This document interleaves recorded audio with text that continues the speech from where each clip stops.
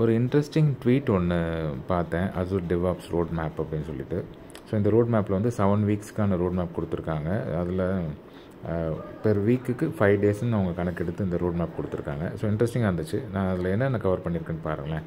So வேணும்னா நீங்கள் screenshot எடுத்து கூட நீங்கள் நோட் பண்ணி இது மாதிரி ப்ராக்டிஸ் பண்ணலாம். So first week Azure DevOps fundamentals cover பண்ணுற மாதிரி. ஸோ இதில் இன்ட்ரடக்ஷன்ஸு, எப்படி நம்ம Azure DevOps அக்கௌண்ட் வந்து செட்டப் பண்ணுறது, ப்ராஜெக்ட்ஸ் ரெபாசிட்டரி எப்படி க்ரியேட் பண்ணுறது, பேசிக் ப்ராஜெக்ட் கான்ஃபிகரேஷன்லாம் எப்படி பண்ணுறது, அப்புறம் ஒரு கொலாபரேட்டிவ் ஒர்க் ஃப்ளோ எப்படி ஹேண்டில் பண்ணுறதுங்கிறத டீட்டெயில் அதில் கற்றுக்கலாம். வீக் 2ல் பார்த்தீங்கன்னா வேர்ஷன் கண்ட்ரோல் வித் ஜிட் அப்படின்னு சொல்லிட்டு. ஸோ இதில் என்னென்னா எப்படி க்ளவுடில் வேர்ஷன் கண்ட்ரோல் எப்படி நம்ம மேனேஜ் பண்ணலாம், கிட் ரெபாசிட்டரி எப்படி கான்ஃபிகர் பண்ணலாம், அப்புறம் நம்ம பிரான்ச்சிங்லாம் எப்படி பண்ணலாம், அந்த டெவலப்மெண்ட் பிரான்ச்சஸ் இந்த மாதிரிலாம் க்ரியேட் பண்ணுறது, அப்புறம் இந்த மெர்ஜிங்லாம் எப்படி பண்ணுறது, மெர்ஜ் பண்ணும்போது கோட் சேஞ்சஸ் வந்து ஏதாச்சும் கான்ஃப்ளிக்ட் ஆச்சுன்னா அதை எப்படி ரிசால்வ் பண்ணுறது. ஸோ இதெல்லாம் நம்ம இதில் கற்றுக்கலாம்.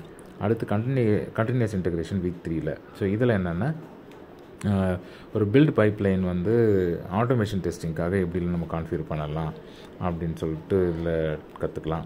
வீக் 4ல் பார்த்தீங்கன்னா அட்வான்ஸ்டு CI/CD டிப்ளாய்மெண்ட், அதாவது எப்படி நம்ம வந்து இந்த பைப்லைன்லாம் கான்ஃபிகர் பண்ணி டிப்ளாய்மெண்ட்ஸ் எல்லாம் எப்படி ஹேண்டில் பண்ணுறது அப்படிங்கிறத இங்கே கற்றுக்கலாம்.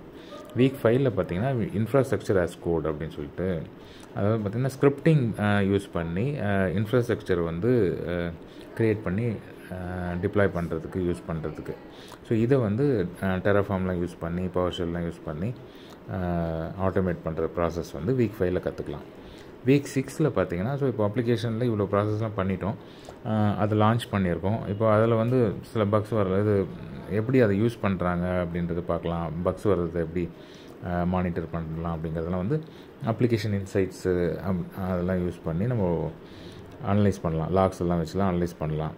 ஸோ டேஷ்போர்டு க்ரியேட் பண்ணி வச்சுக்கலாம். ஸோ டேஷ்போர்டை நம்ம ஓப்பன் பண்ணி பார்த்தோன்னே அந்த அப்ளிகேஷனோட பர்ஃபார்மன்ஸை நம்ம ஒரு கிளான்ஸ் பார்த்துக்கலாம். ஸோ இதெல்லாம் எப்படி பண்ணணுன்றது வீக் 6ல் கற்றுக்கலாம்.